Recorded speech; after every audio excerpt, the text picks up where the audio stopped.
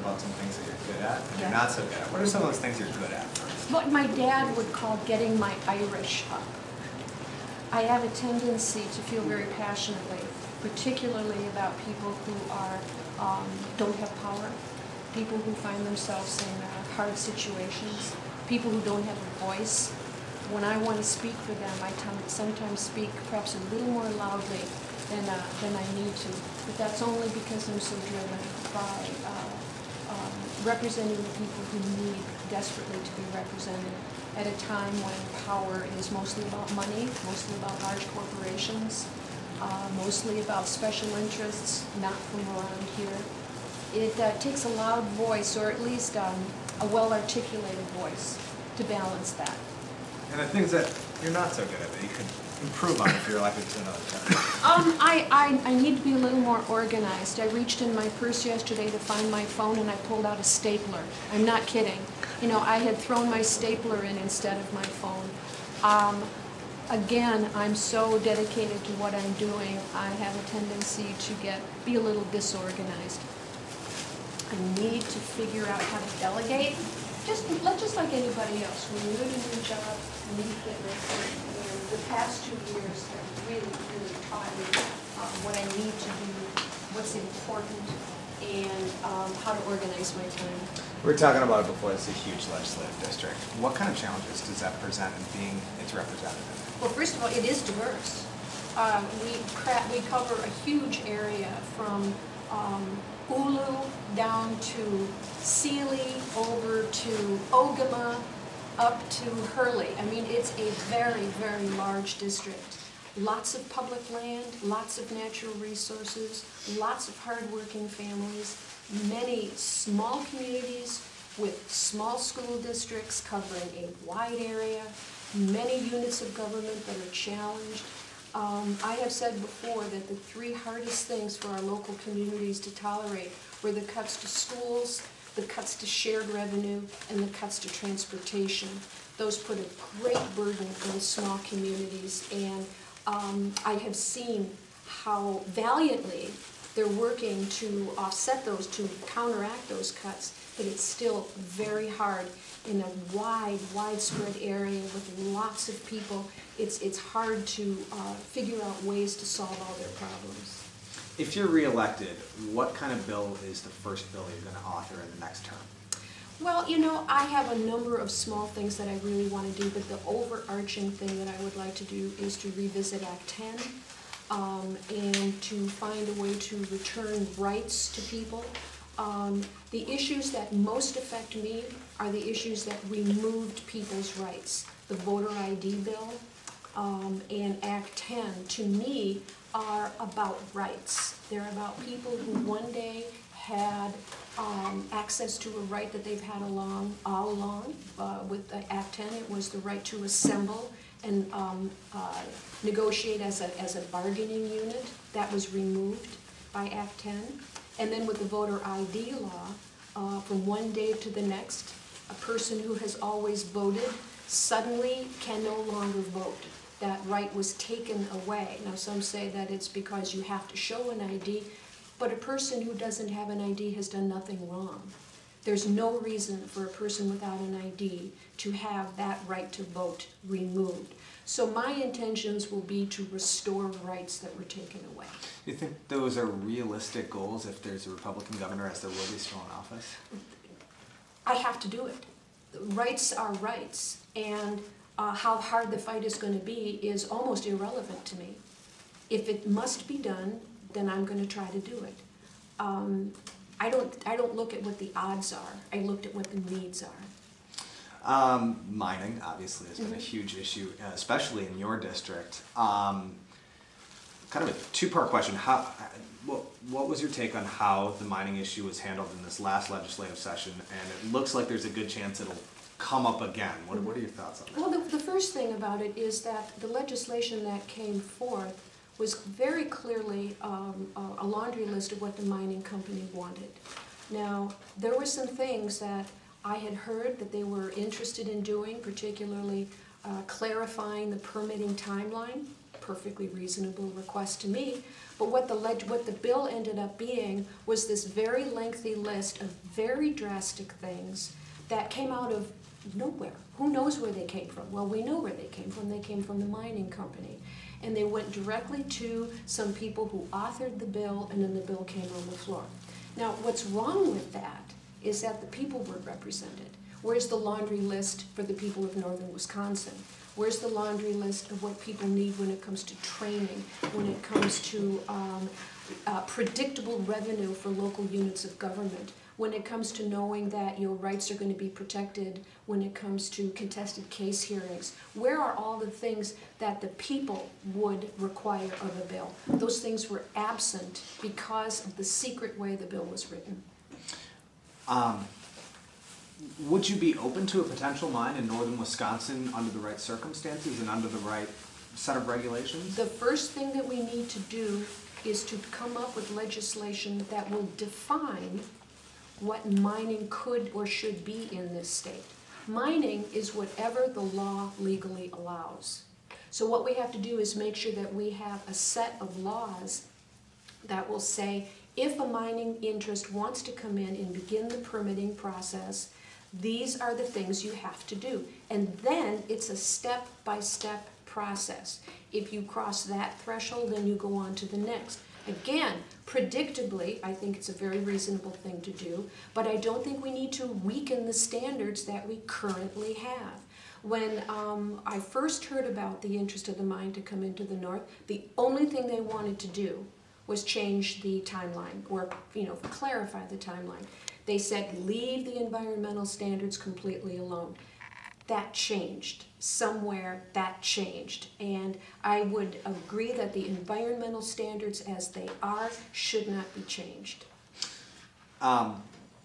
If it were up to you, would the permitting process be reformed at all, or is it effective as it is? I think that truly anybody needs some predictability in a permitting process. By predictability, I don't mean speed it up. I don't mean to speed it up. I just mean to clarify it.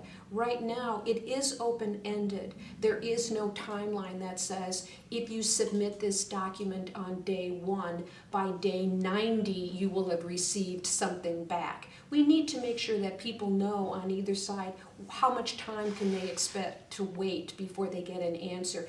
Even if the answer is, we need more information, at least you know when you're going to get something like that back. I think that's very reasonable, and I expect that the same kind of predictability should be there for the people of the north, that if a mine is going to come in, then there's some predictable incomes, some predictable revenue that's going to be coming into the local units of government so that they know that they're going to be able to pay their bills. That local citizens know that here's the date that you can go and testify, or here's the date by which you have to send in your letter. Those predictable things have to be there on both sides. Tell me about how you've gone about your campaign. Are you a door knocker? Are you a phone caller? Are you a fundraiser? Are you sign? All of the above? Tell me about your campaign. All of the above. But the most important to me is face-to-face. More than anything, I love talking to people one-on-one or get together with a group of people. Nothing helps me more than to keep my mouth shut and listen. Truly. That's when I do my best, because once I hear directly from people, I've taken it in. The last thing that I want to do is lecture people. And I think that too many people, when they're campaigning, they lecture people. They try to convince you, the voter, why you should think like I do. I would rather say, you, the voter, need to learn, we need to learn from each other about what our shared values are. And then together we'll make decisions about the future. But the last thing I think I need to do is preach to voters.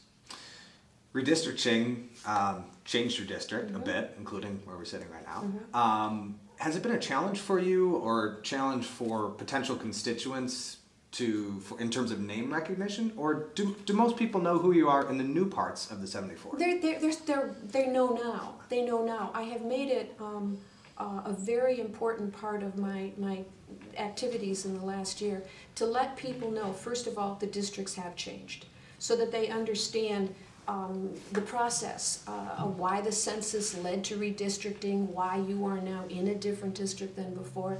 Because first of all, people want to know what the heck happened. Why am I not going to see this person's name on the ballot? So I really spent a lot of time just explaining what happened and why the names are different.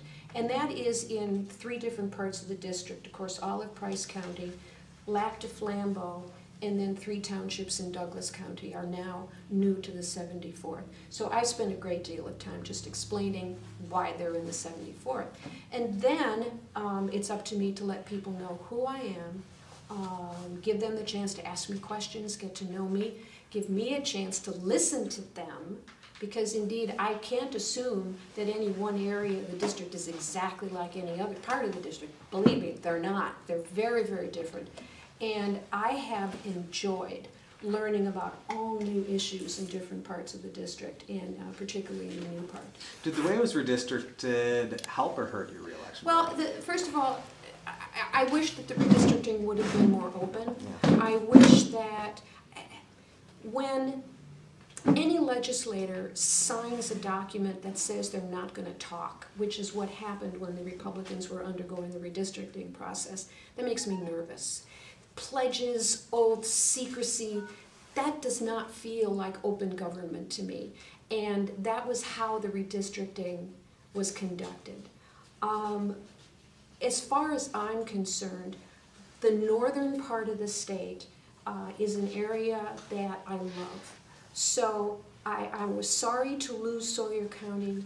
I'm thrilled to gain Lac du Flambeau, Price County, and parts of Douglas. So I have what I have, and it's great. So it's the biggest and the best, so I'm going to go with it. I just wish it would have been more open so that the people of the state knew what was going on. And if you had a voter come up to you saying, you know, I've heard a little bit about you, I've heard a little bit about John Sendra, well, give me the biggest distinction between you two as candidates. What's the biggest distinction between you and the other guy on the ballot? I listen, he preaches.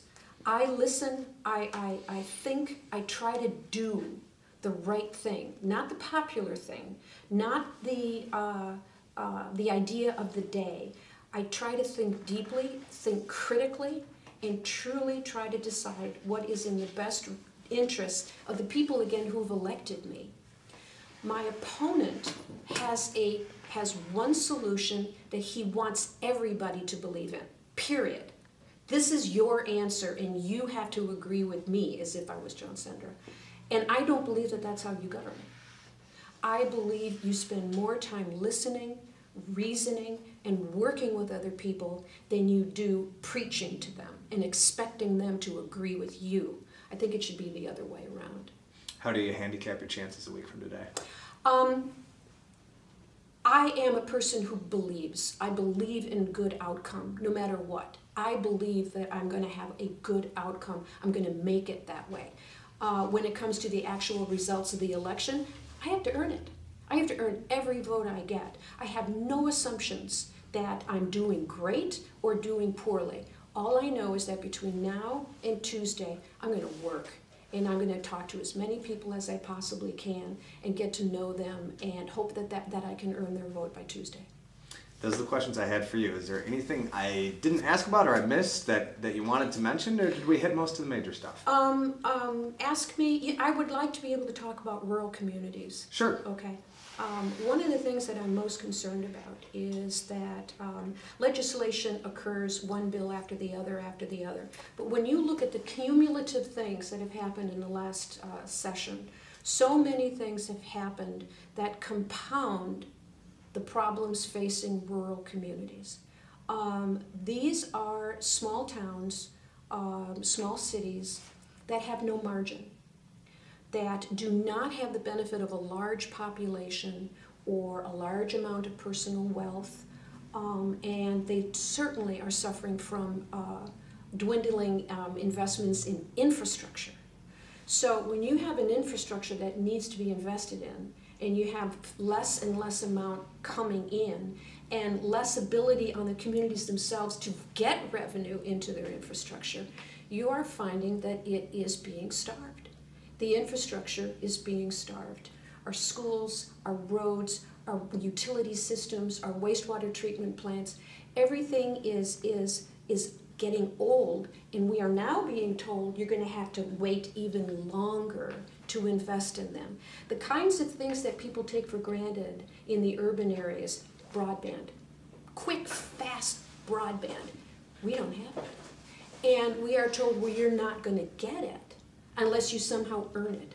I don't believe in that. I believe that the playing field should be level, that businesses in our area should have access to the basics of transportation, broadband, good utilities, and that is to level the playing field, that our schools should be able to educate kids with as much dedication as efficiency as they do in the most wealthy parts of the state.